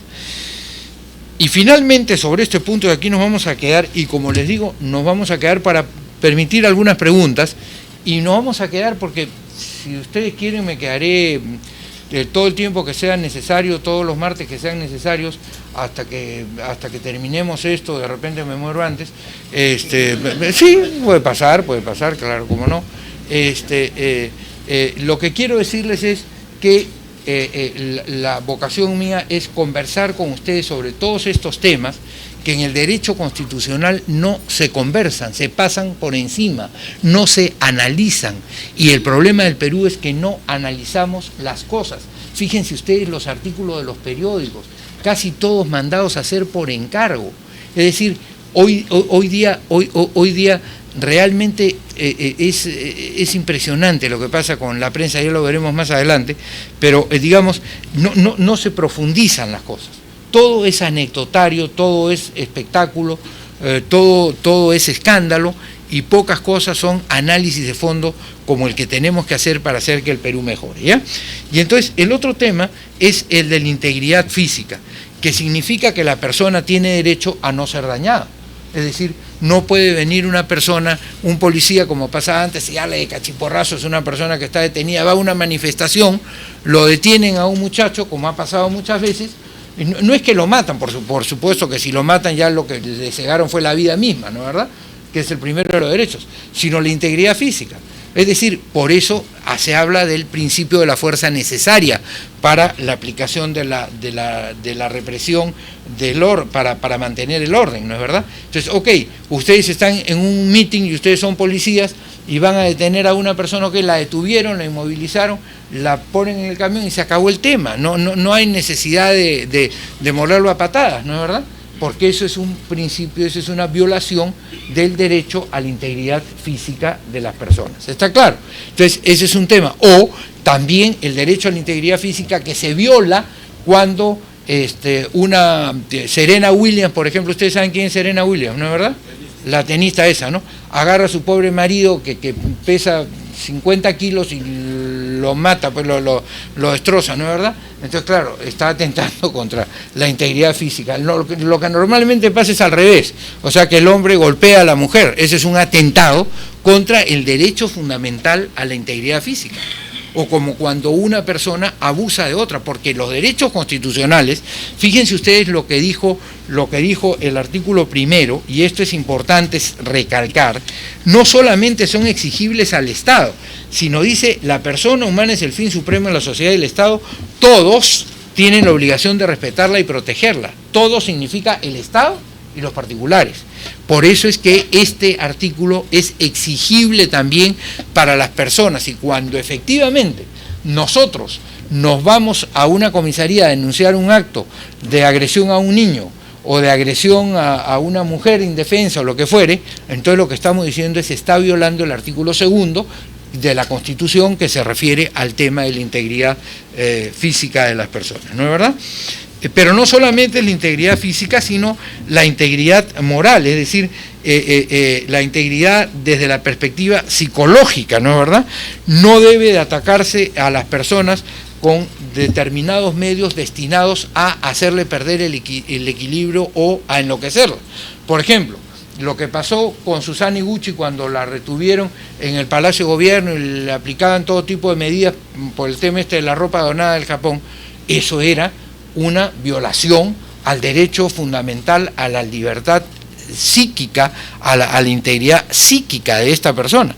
Cuando agarran a una persona y la aíslan totalmente y la ponen en un sitio donde no le dan luz durante 24 horas y la tienen ahí, eso es un atentado contra la libertad, contra la integridad psíquica de la persona. Entonces fíjense ustedes cómo también en la aplicación de las penas esto sirve para el derecho penal, o sea, todo esto que yo les estoy hablando del derecho constitucional, ustedes pueden ir transportándolo a las otras ramas del derecho. Por eso es que el derecho constitucional es el derecho madre, pues de ahí nacen todos los derechos. ¿Está claro? Entonces fíjense ustedes cómo vamos hablando de los derechos de las personas y sobre este artículo 2 que habla de estos derechos a la integridad física, psíquica y a la integridad moral, que es algo fundamental. ¿Por qué? Porque en este país el vilipendio, el insulto, se ha convertido en norma, en regla. Basta con que ustedes abran un periódico o no lo abran, porque está en los titulares. Todos son ladrones, todos son... Es decir, se ha hecho una investigación, se ha analizado a fondo, se ha visto, en fin, no. Basta que un periodista se imagine que por ahí hay una suerte de indicio que puede juntar con otro y plum, fulanito de tal es ladrón, fulanito de tal es un tal por cual, fulanito de tal sale con su tana, le saca la vuelta a Perenceja. Es decir, lo que ustedes ven todos los días en la televisión. Bueno, eso es la violación del artículo 2 de la integridad moral a la que las personas tienen derecho. Entonces, tenemos que recuperar para nuestro país todos estos valores que están puestos en el preámbulo, pero que además ya están constitucionalizados como normas directamente exigibles. Porque ustedes pueden decir, como antes se decía, sí, pero la Constitución no la han desarrollado. Bueno, acá está desarrollada, aquí el artículo 2 dice eso. Todos tienen derecho a la libertad física, psíquica, moral, etcétera, etcétera, ¿no? A la vida, a un nombre propio, a la integridad física y al libre desenvolvimiento de su personalidad. Y este es el otro tema, al libre desenvolvimiento de su personalidad. O sea, la persona tiene derecho a desenvolver su personalidad sin que sea obligada a hacer otras cosas. ¿Está claro? Y yo les pongo, por ejemplo, un caso que ustedes dirán, ¿cómo tiene que ver este tema con el otro? Una persona se separa de otra, o sea, eran marido y mujer, y se separan, se divorcian. Y entonces, la mujer, seguramente celosa, pues qué habría pasado entre esa pareja, no sé qué habría pasado, no le quiere dar el divorcio al marido, pero cuando el marido le dice, bueno, entonces regreso a vivir contigo, tampoco quiere que regrese a vivir conmigo. O sea, y pasan 5 años, 6 años, 7 años, 8 años, y entonces el marido, el hombre, ni puede volver a su matrimonio, ni puede hacer su vida. Entonces no puede desarrollar libremente su personalidad. porque está siendo detenido por una persona que está abusando del derecho e impidiendo el desarrollo de la personalidad. Con eso ganamos un juicio muy interesante, donde la Corte señaló que precisamente hacer lo que estaban diciendo era violar el libre desarrollo de la personalidad. ¿Se dan cuenta? Entonces, cómo todo el derecho constitucional se traduce en normas concretas, que es muy importante, ¿no es verdad? Es responsable de su propio destino el ser humano, ¿no es verdad? Y en ese sentido, ahora, algunos dicen, y este es un tema que ha estado en boga hace poco tiempo por parte de dos amigos míos, uno parlamentarios, Javier Vallerriestra, que como ustedes saben, no puedo decir que es mi hermano, sería mi hermano muy mayor, digamos, lo quiero mucho, además hemos trabajado juntos durante muchos años, su estudio queda por acá muy cerca, a 3 cuadras de acá, y que a quien yo considero el mejor abogado del Perú, y Marco Falconi, que es una persona con la que yo tengo una gran afinidad, y querían salirse del Congreso, por las razones que fueren. Y entonces decían, no, es que no me están permitiendo el libre desarrollo de mi personalidad y mi libertad y todo lo demás. Perdón un momentito, pero si tú te lanzaste para diputado, que es lo que le dije a Javier y lo que le dije a Marco, bueno, tú has decidido, pues, tú te planteaste, es una obligación, tú le dijiste a los votantes, vota por mí, y que voy a hacer durante 5 años. Entonces, nadie te está limitando que te vayas. El 28 de julio del año 2016 le digo a Marco, tú te vas y ya está, se acabó, no pasó nada. Y a Javier le decía el 28 de julio del 2011, deja de ser congresista y se acabó. ¿Para qué te metiste? Yo te dije, porque además yo le dije, ¿a dónde te estás metiendo? Porque ya quería hacer, bueno, ya fue. Pues, y después se dio cuenta que no le gustaba, pero eso no es una violación al libre desarrollo de su personalidad. ¿Se dan ustedes cuenta? Entonces, hay que analizar a fondo cada figura, pero por cierto, no se puede impedir, no es verdad, que desarrolle su personalidad. Pero sí pasa, por ejemplo, se le limita el libre desarrollo de la persona cuando fuera de un específico trabajo, esta persona no puede aspirar a otro, ¿no es verdad? Y cuando la persona decidiera que tiene que dedicar su vida a otro propósito, ¿no es verdad? Si se le exigiera ser campesinos toda su vida a los campesinos o profesores toda su vida a los profesores, ¿no? Eso no puede ser, ¿ya? Otra derivación práctica, y con esto termino, radica en el cumplimiento por parte del Estado en las normas que él mismo ha dictado con relación al futuro que los demás pueden esperar de seguir las prescripciones dictadas por él mismo. Por ejemplo, cuando a un militar se le señala que la carrera castrense lo puede llevar al grado más alto, lo que constituye naturalmente su aspiración. Yo no conozco a ningún alférez cuya aspiración sea ser teniente, ¿no es verdad? O sea, el alférez supongo que querrá ser en algún momento general, o sea, es el desarrollo natural de su carrera, ¿no es verdad? Entonces, ¿qué es lo que sucede? Si se cumple con determinados requisitos y se evita incurrir en actos o comportamientos vedados, no se puede luego dejar de lado toda una vida dedicada a ese propósito al margen de las normas establecidas en las leyes o en los reglamentos. ¿Qué ha pasado? Y esto yo lo he utilizado en mi vida profesional para conseguir la reintegración de distintos militares a sus carreras, ¿no es verdad? Por caprichos, porque no le caía bien al comandante general del arma, por lo que fuere, por razones nimias, a una persona lo sacan de la carrera, es decir, lo pasan al retiro, lo obligan a irse, etcétera, etcétera. Ahí le están violando el libre desarrollo de su personalidad. Peor aún, porque en el caso de los militares, su único empleador es el Estado. Si ustedes son abogados, el día de mañana, bueno, dicen ya no vas a trabajar en la Compañía de Seguros del Pacífico, pero puedo trabajar en la Compañía de Seguros RIMAC, puedo trabajar en MAFRE, puedo trabajar en un estudio, puedo trabajar como juez, puedo trabajar como fiscal, puedo trabajar como consultor, puedo trabajar como 1000 cosas. Pero el militar solo puede trabajar como militar y solo tiene un empleador, el Estado, no tiene otros empleadores. Entonces, cuando se comete un abuso ahí, se le corta el libre desarrollo de la personalidad a la cual el Estado se comprometió con las leyes. Naturalmente, si el militar es un crápula, si extorsiona a los demás, si utiliza la fuerza para fastidiar, bueno, ese es otro tema. Por ahí sí está bien sacado porque las leyes dicen que eso no podría ser. Pero si lo sacan por capricho, entonces ahí sí están, a mi entender, violando el artículo tal. Lo mismo pasa con los diplomáticos y con cualquier carrera de estas jerarquizadas donde uno presta los servicios al Estado, ¿no es verdad? En fin, ahí nos vamos a quedar hoy día, y en la próxima, no sé cuándo es la próxima reunión, el segundo martes de julio. No sé qué día cae el segundo martes de julio, el segundo lunes de julio, empezaremos con el derecho de la igualdad a la igualdad ante la ley, que es uno de los derechos más importantes y de mayores aplicaciones prácticas que hay en la vida jurídica, y como les he dicho, es cuando se viola, lamentablemente, caldo de todas las caídas de los sistemas de gobierno. Después seguiremos con el derecho de conciencia, de creencia, de opinión, etcétera, y espero poder avanzar ya hechas las precisiones que hoy día he hecho sobre el texto constitucional de los otros asuntos. Muchas gracias por haberme escuchado, y por supuesto, si quieren hacer algunas preguntas, encantado.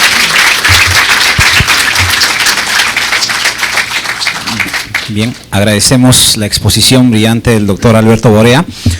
Quienes desean formular preguntas, por favor, levantan la mano. De manera breve, concisa, por favor. Muchas gracias. Muy buenas noches, doctor Borea, distinguido panel, muy buenas noches. De antemano me tomo el atrevimiento, en nombre de los profesores de esta casa de estudio, de agradecerle su presencia ilustrándonos sobre un tema tan importante en base a nuestra Constitución. Las dudas me abarcan respecto a lo siguiente. Habiéndolo escuchado, usted nos ilustra en el tema de la persona como fin supremo de la sociedad y del Estado. Y ese es el compromiso que asume el Estado de proteger a la persona, en el entendido como persona, salvo que me equivoque, y rogaría la corrección, al ser humano. ¿Qué justificación tendría en nuestra Constitución la cláusula correspondiente a la pena de muerte, que pondría fin al fin supremo de la sociedad? Quisiera, por favor, que nos ilustre al respecto, distinguido doctor. Bueno, muchas gracias por su pregunta y muchas gracias por sus palabras. Yo no creo en la pena de muerte por principio. O sea, yo creo que aunque un tipo haya sido profundamente equivocado, digamos, podríamos hasta quitarle la libertad permanentemente, pero no la vi. Y entre otras cosas, porque si además lo estamos haciendo como consecuencia de estimar que ha cometido un delito, estar bien seguro de que ha cometido un delito ya es bastante difícil, un delito que lleve a la pena de muerte.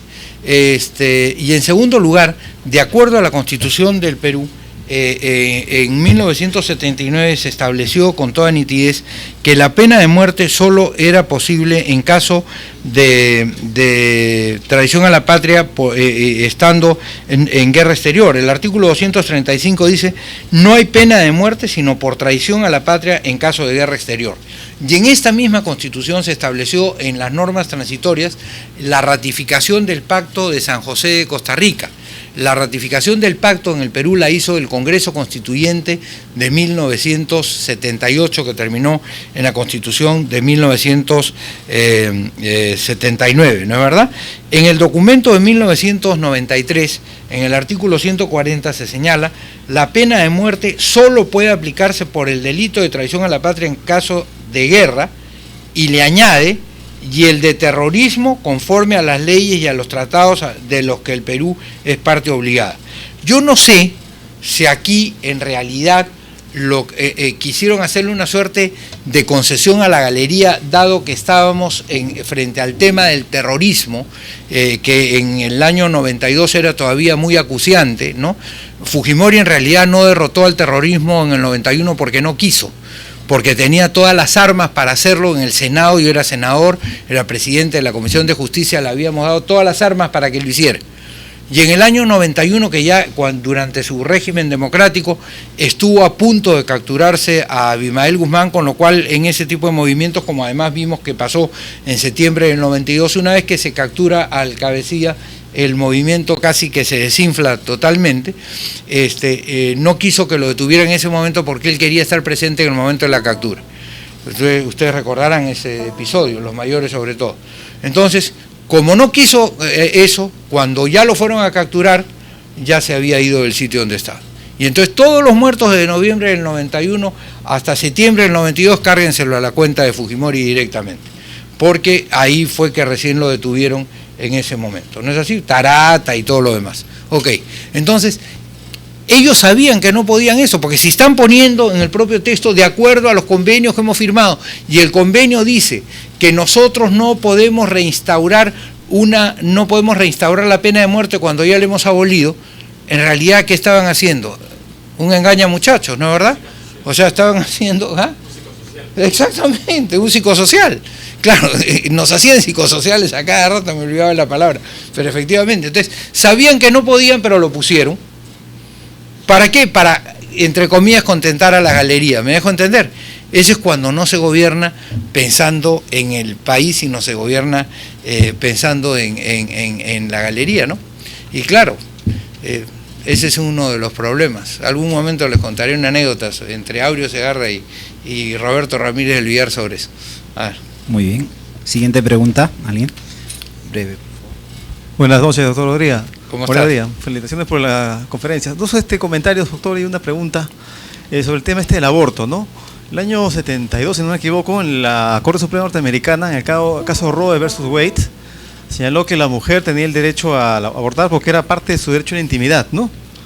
Y posteriormente, en el año 81, el TES español también dijo algo similar, que la maternidad es un derecho y no una obligación, y que nadie podría obligar a la mujer a asumir una situación que trastocaría todo su plan de vida. Y finalmente, una pregunta final, doctor, ¿es posible, es válido en todo caso, analizar un tema jurídico, que es un tema básicamente racional, aplicando criterios religiosos que por naturaleza no son racionales? No, perdón. El hecho, digamos, son opciones. O sea, el derecho, en general, todas las leyes son opciones. La Constitución son opciones. Cuando ustedes están en este momento, estamos ahorita sentados discutiendo, ¿qué ley se está debatiendo? Creo que ninguna ley se está debatiendo en el Congreso, porque en el Congreso solo se debaten comisiones dictaminadoras de escándalos, digamos, pero no sé si en algún momento se están discutiendo alguna ley. ¿Qué están discutiendo ahorita? No sé. ¿Ah?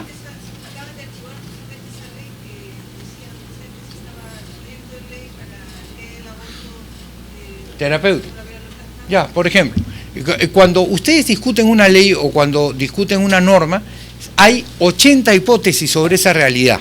Por ejemplo, si discutimos cuál es la forma de gobierno que el Perú tiene, podríamos decir que es monárquico, republicano, dictatorial, de dos cámaras, de una cámara, es decir, son todas hipótesis. Todo eso se concreta en la Constitución, en una norma, en una opción que elegimos entre los legisladores. Una. Las demás dejan de ser derecho, la única que se convierte en derecho es esa. ¿Me dejo entender? Entonces, estas opciones dependen por eso del pensamiento que la sociedad tiene al respecto, ¿no es verdad? Yo personalmente, votaría, si hubiera un referéndum, votaría contra el aborto, digamos, pero no necesariamente lo que yo piense es verdad, es lo que se va a hacer en la sociedad, porque la sociedad podría eventualmente tomar otra determinación. Sin embargo, fíjense ustedes, hay cosas que ni la más amplia mayoría puede deshacer respecto a la persona. Es decir, si por ejemplo, y este es un tema fundamental, hacemos una votación si queremos aplicarle la pena de muerte a un tipo que ha empujado o que ha matado a uno con una daga, y nosotros lo hemos visto, ¿no es verdad? Porque justo lo captaron en la cámara de televisión. Aunque votáramos todos que sí, no podemos aplicarle la pena de muerte, o sea, porque hay normas que son para proteger a las minorías, es más que a la minoría, incluso a la singularidad. O sea, precisamente para eso se hace la Constitución, para que en momentos en que no hay eclosiones sociales podamos razonar respecto a qué es lo bueno para una comunidad. Porque cuando hay un problema social, entonces hay un cargamontón sobre todo, ¿no es verdad? Y entonces, ¿qué es lo que está pasando? Como lo dice el propio Ferraioli en otro párrafo, y respecto a esto de los códigos penales, dice, ¿Cómo respondemos nosotros a la problemática de la violencia? Poniendo más penas y más penas y más penas y más penas, más penas. Y eran 5 años, ahora le vamos a poner 8. Eran 8, ahora le vamos a poner 10. Ya no le vamos a dar libertad provisional, es decir, una cantidad de cosas. ¿Y eso ha resuelto el problema? No ha resuelto el problema, entonces ese no es el tema. Hay que tener mucho cuidado, dice Luis Ferraioli, sobre este tema de los códigos penales. Por ejemplo, este tema de la violencia. Es verdad que la violencia crece en algunos países, pero él habla sobre el caso de Italia. Fíjense ustedes qué interesante. En Italia la tasa de homicidios, de asesinatos, es una tasa europea, es muy baja, realmente muy baja. Sin embargo, en las etapas previas a las elecciones, los medios de comunicación social, normalmente pues manejados por Berlusconi y sus amigos, los privados, entonces empiezan a hablar de la gran violencia que hay en Italia. ¿Para qué? Para que la gente se moleste y piensa en votar en los que tienen las opciones más represivas. Cuando pasan las elecciones, dejan de hablar del tema de los asesinatos. ¿Se dan ustedes cuenta? Porque saben que ese no es un tema fundamental. Entonces, todos estos son temas que hay que tenerlos siempre en cuenta a la hora de tomar decisiones. ¿Una pregunta más? Breve. Doctor Borea Odría, buenas noches. Primeramente, gracias por venir para ilustrarnos todo lo que está estipulado en la Constitución. De alguna manera nosotros como estudiantes de la carrera ya tenemos algún conocimiento al respecto. Lo que yo voy es a esto, su planteamiento es no a la pena de muerte, pero nuestra realidad nos exige una forma de poder frenar la delincuencia común, de las cuales pues la vida no vale nada, ¿no? Entonces, ¿de qué manera nosotros podemos reparar la vida que pierden las personas y cada día va creciendo en nuestro medio? Gracias. Bueno, es justo lo que acabo de contestar, o sea, yo pienso que, digamos, condenar a una persona a una pena privativa de la libertad no menor de 35 años es una cadena perpetua que se tiene que revisar a los 35 años, vamos a decir, ¿no es así? Entonces verá si la persona si se resocializó o no se resocializó. Es decir, yo no sé si tú alguna vez habrás ido a algún penal de alta seguridad. Ir a un penal de alta seguridad y ver cómo están las personas ahí, además tienes que aislarla de tal manera que no pueda contaminar al resto y todo lo demás, es una pena bien severa. Hay que estar ahí para darse cuenta del tema. Yo no creo en la pena de muerte, es una opción personal, no creo en la pena de muerte. Jonathan, acá la doctora quiere hacer una pregunta.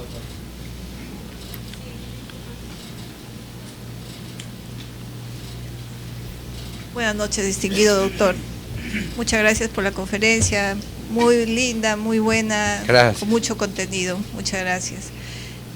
Yo justamente estaba sobre el tema del aborto terapéutico. Hay una serie de derechos encontrados, doctor. No sé cuál sea su opinión final, pero si bien es cierto, no se puede matar al feto, etcétera, una serie de temas. Pero ¿dónde está la libertad de la persona que quedó traumatizada de repente para toda su vida y ese niño que va a nacer no va a tener una vida normal? Porque nace ya con un trauma, ¿no? Yo pienso que en algunos casos, no sé, en otros países también hay esas situaciones, ¿no? Que se pueden dar esas excepciones. No sé cuál sea su opinión. Sí, como les decía, es una cuestión de opinión. O sea, yo tengo una opinión porque yo tengo una opción religiosa, pero eso no quiere decir de que esa sea la opción social. Hay que distinguir entre la religión y lo que son las normas sociales, ¿no? Yo personalmente trato de pasarlas a la ley, pero a diferencia, por ejemplo, de los musulmanes, que si tú no haces eso, entonces sencillamente ahí sí pasa lo que pasa, pues sobre todo, creo que esos son los grupos chiitas, más que nada, ¿no? Los chiitas, ¿no es verdad? Pues los sunitas distinguen entre poder y religión, ¿no? Pero los chiitas no, dice que tiene que ser como en el año 632, más o menos la cosa. Entonces, eso no pensamos ya en el occidente, ¿no? Entonces, es una materia opinable, como les decía, yo mismo, y le decía a Miguel Ángel una cosa bien interesante antes de entrar acá. ¿Por qué, entre otras cosas, he querido hacer esto? estos cursos. Yo no soy profesor regular en este momento en ninguna universidad, fui profesor en la Católica, en la San Martín, en la Universidad de San José en Costa Rica, pero no dicto clases regularmente porque me toma mucho tiempo prepararlas, y después corregir exámenes me parece insoportable. La verdad, pues, es cierto. Entonces, pero no me gusta estar fuera del contacto con la gente que está estudiando. Y aquí me ha surgido un tema bien interesante, le decía, de las preguntas surgen respuestas. Todo este tema, por ejemplo, de qué pasa cuando en un caso de violación hay una persona que obliga a la otra, entonces es una persona no querida. Entonces eso yo no lo había pensado antes, por ejemplo, ahora que estaba hablando con ustedes lo he pensado, lo voy a incorporar al manual, o sea, y así irán saliendo otras cosas, ya no muchas para el manual porque ya está por terminar, pero bueno, el manual no es como la Biblia que ahí termina y ya Dios habló y no hay nada que hacer, ¿no es verdad? Sino que en el próximo desarrollo diré, en el manual dije tal cosa, en el tratado dije tal cosa, pero ahora pienso tal otra. Bueno, está bien, pues hay que cambiar si encontramos una. Esta, por ejemplo, es una cosa que me ha hecho reflexionar sobre este tema, ¿no? Y creo que inclusive es un tema que se puede discutir en los círculos religiosos. Por ejemplo, es un tema que lo voy a plantear en esos círculos también, para ver qué reflexión hay sobre el asunto. Bien. Última pregunta, por favor. Sí. La última. Porque más que una pregunta es sobre ese tema que es muy interesante, solo una nota para tener en cuenta. Nosotros hemos visto casos donde una pareja de padres excepcionales ha tenido hijos normales y otros completamente desviados. Y también conocemos casos donde unos muchachos que no han tenido ninguna facilidad, que al contrario han tenido unos padres que han sido todo lo malo que podían ser, ha resultado siendo brillantes. Entonces, ¿cómo sabemos qué cosa es lo que va a hacer esa persona que va a nacer? Es verdad también. Eso también es verdad. O sea, yo no voy contra lo otro, pero digo, hay tantas cosas que solo quería que también se tengan en No hay cuenta. un determinismo en los seres humanos, no, eso es verdad, Ahí atrás, al fondo, la señorita de negro quería preguntar, y después el joven que está acá, y ahí sí terminamos. Dos últimas. Buenas noches, doctor. ¿Cómo estás? Agradecidos todos los compañeros. Acá soy una alumna del curso de Derecho tercer ciclo. Es un grato que usted esté con nosotros, orientándonos, enriqueciéndonos con sus conocimientos, ¿no? Quería ir al punto. El compañero acá le hizo una pregunta: ¿qué hacemos respecto a la ola de crímenes que se está suscitando? Usted está en contra de la pena de muerte, pero quisiéramos saber cuál es la proyección, la relevancia, a dónde se está encaminando. Ustedes, como destacados juristas, ¿qué están haciendo en torno a ello, no? Sabemos, por ejemplo, Zaffaroni, un jurista muy... Raúl Zaffaroni, se ha pronunciado respecto a nuestro contexto social que estamos viviendo últimamente, el tema mediático, ¿no? Pero, ¿qué está haciendo los juristas, los representantes del Estado? ¿Qué están haciendo ante esto? ¿Cuál es la proyección en sí? Bueno, mira, aquí hay dos canales. Primero, con relación a la pena de muerte, tú lo que tienes que seguir haciendo cuando crees en lo que creo yo es prepararte para el debate que en algún momento va a venir y oponerte a ella, cada vez con razones más convincentes, vamos a decir, tratar de ir mejorando tus razones, como estamos hablando hoy día de esta razón que acabo de entender después de que he conversado con ustedes. Pero si tú estuvieras a favor de la pena de muerte, pues tendrías que empezar a presentar proyectos de ley, a hacer conversatorios, diálogos en la sociedad, decir tu punto de vista para que la sociedad se convenza de aquello en lo que tú crees, digamos, ese es el tema, ¿no?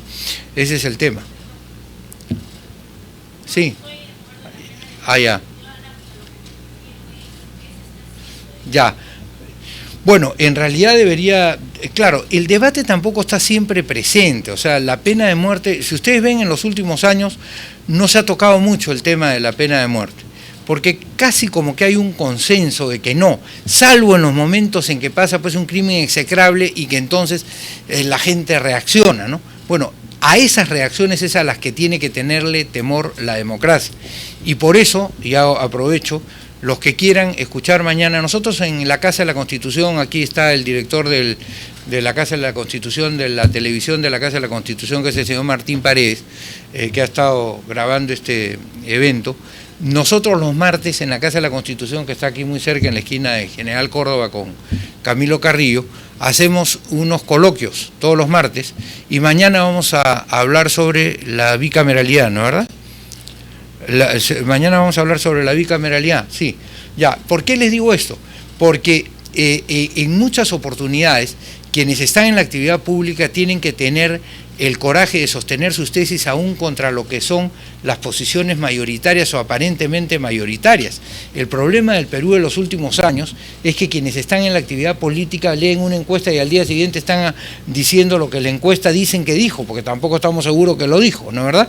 Entonces yo les sugiero que lean ahí un librito de Giovanni Sartori, que también lo pueden encontrar en la página de la Casa de la Constitución, lo pueden encontrar por capítulos, porque nosotros ponemos libros que los ponemos por capítulos, que se llama el Homo Videns, y el autor es Giovanni Sartori, y van a ver cómo hay toda una suerte de línea, digamos, no diría destructora, sino como que, caray, se me dio la palabra,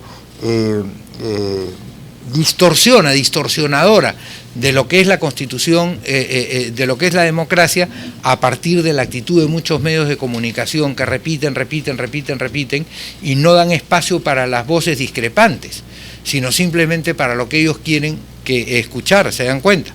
Entonces eso, Joseph Tessing, que es un profesor alemán importante, decía que hay que distinguir entre la opinión pública y la opinión publicada, pero la gente tiene que tener el coraje para saber enfrentar incluso las corrientes supuestamente mayoritarias que no van a tono con lo que uno cree, pues si no, digamos, dejemos que los periódicos gobiernen, ¿no?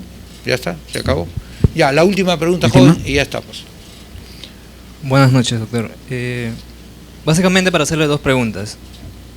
Sobre la pena de muerte, por lo que ya se escuchó, usted está en contra.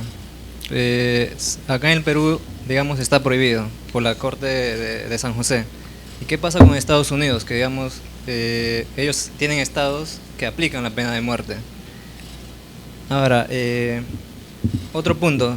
Por ahí escuché una palabra que dijo sobre la Constitución, en el federalismo. Digamos, ¿por qué no se cumplió el federalismo en el Perú? Porque se sabe que anteriormente, digamos, lo iban a introducir, pero no lo hicieron. Y en la actualidad, digamos, aún es aplicable en el país. Ya. Eso sería todo, gracias. Ok, bueno. Respecto al tema de la pena de muerte, efectivamente en Estados Unidos hay algunos estados, digamos, creo que hay 30 estados que todavía mantienen la pena de muerte. La semana pasada acaban de abolir la pena de muerte en un estado más de los Estados Unidos. O sea, digamos, la tendencia va hacia abolir la pena de muerte. O sea, poco a poco Estados Unidos hay zonas que son sumamente conservadoras, entonces es difícil incorporar cambios, ¿no es verdad? Pero va a ir hacia eso, yo creo, con toda seguridad. Respecto al tema del federalismo, felizmente que en el Perú no hay federalismo, porque el federalismo sirve para unir lo desunido, como decía Bolívar, y no para desunir lo unido. Entonces, ustedes pueden entender que en Italia haya regiones, haya regionalización, en España también, porque en España, antes de ser España, eran Castilla, Aragón, Navarra, León, Asturias, eran reinos distintos, ¿no es verdad? En Italia eran las repúblicas, la República de Venecia, la República Ligure, Roma, en fin, eran distintas realidades que después se reúnen. Entonces, el federalismo ayuda a unir, lo mismo pasó con las 13 colonias. El Perú siempre fue un país unitario.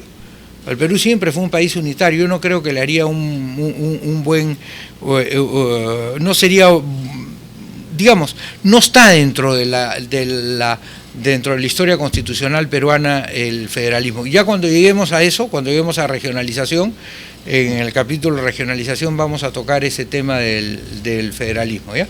Bueno, yo quiero agradecer a Miguel Ángel, en primer lugar, la inmensa gentileza que ha tenido de recibirnos y de darnos acogida aquí en la UTP, Para nosotros los de la Casa de la Constitución es muy grato poder participar con ustedes. Ya ven ustedes cómo el profesor o el conferencista, para no ser tan pretencioso de profesor, aprende, digamos, de las preguntas que ustedes mismos realizan, y decirles que nada, salvo que la universidad decida otra cosa, pues seguiremos aquí en este ciclo. Y si la universidad decide otra cosa, nos iremos a otra universidad, ya les digo. Pero espero que no pase eso, y estoy seguro que vamos por lo menos yo, voy a disfrutar mucho estas conferencias de los segundos lunes de cada mes en la UTP. Muchas gracias por haberme atendido.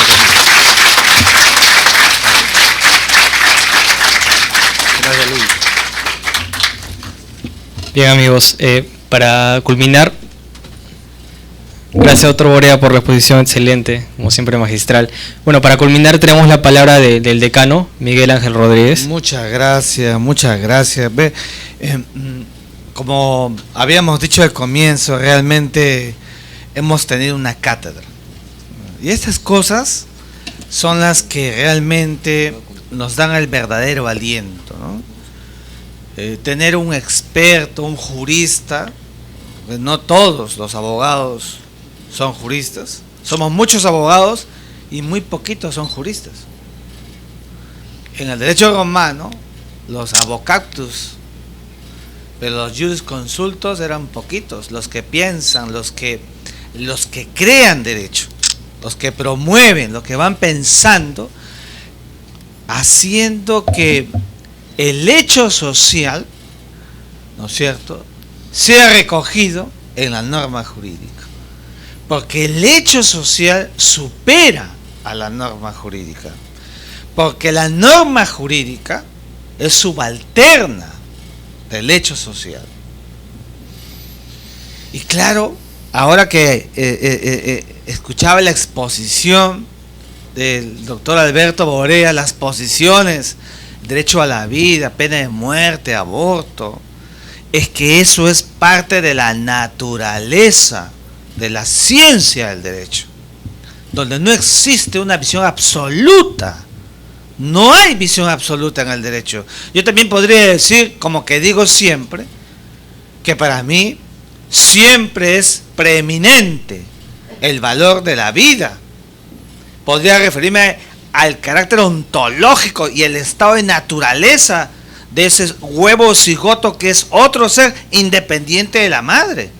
Y podría también decir que hay un informe de la ONU que dice que aquella madre violada, mujer violada, embarazada, que toma, que no quiere comer lentejas, que hace cualquier cosa porque no se produzca el alumbramiento, cuando nace el bebé, el informe dice, surge en ella el éxtasis de ese sentido maternal, ¿no? Que hay un informe que dice eso, o sea, pero eso es una visión, porque no existe el absoluto frente a las posiciones que hemos visto. ¿Qué es lo trascendente? ¿Qué es lo importante? ¿Qué es lo majestuoso desde el derecho?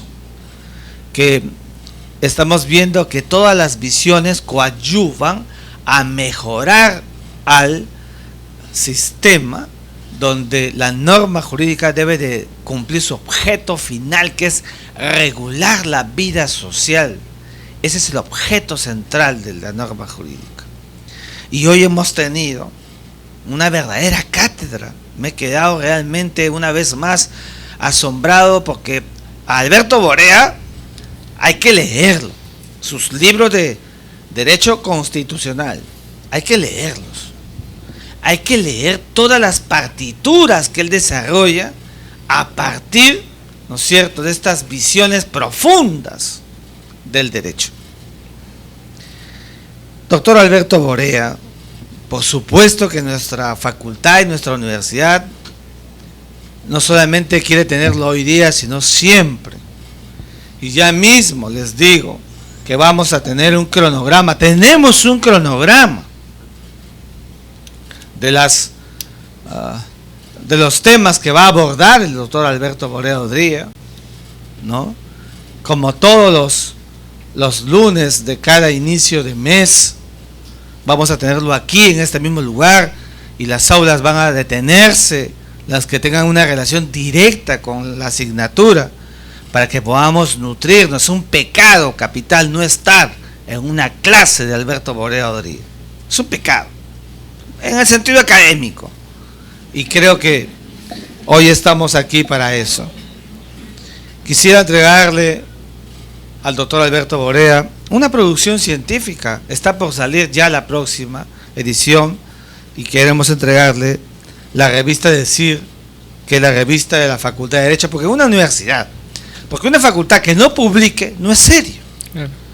Los profesores tenemos que escribir permanentemente, los alumnos también empezar, porque es la única manera de hacer ciencia. El derecho es una ciencia y así nosotros somos científicos del derecho. Doctor Alberto Borea Odría, permítame entregarle esta revista que en testimonio de gratitud a su presencia entre nosotros. Y colocarte este pin, ¿no es cierto?, de la presencia tuya aquí entre nosotros, para que nos lleves siempre en el corazón.